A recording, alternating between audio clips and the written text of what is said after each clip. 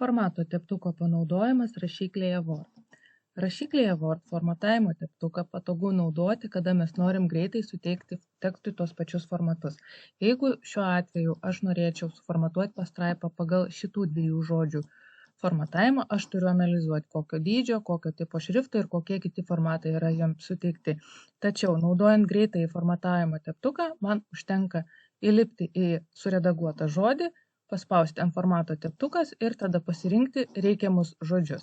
Jeigu aš norėčiau formatuoti visą pastraipą, tai pasirinkus pastraipą, aš tiesiog pažymiu visą savo pastraipą.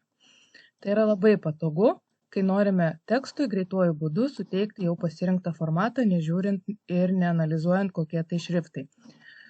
Jeigu mes norime pažymėti ir redaguoti daugiau teksto, tai pasižymėję redaguojamą tekstą 2 kartus ant formato teptuko ir tada jau pasirinktiniu būdu galiu pasižymėti tas teksto dalis, kurias aš noriu formatuoti. Formatavimo teptukas yra patogus tvarkant tekstą kopijuotą iš įvairių šaltinių. Pavyzdžiui, šis tekstas yra kopijuotas iš Wikipedijos, jame yra pilna nuorodų ir specifinių šaltinių. Tačiau jeigu aš turiu tekstą, kuris yra, sakykime, Times New Roman ir 12 dydžio, tada aš pasižymėjęs šito šrifto redagavimą, pasirenku formato teptuką ir tiesiog braukiu per savo pasirinktą šriftą.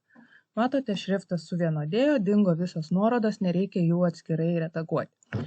Kartais būna, kada nukopijavus iš internetinių šaltinių, tekstas turi tam tikrą foną, pilką, šviesiai pilką ir panašiai.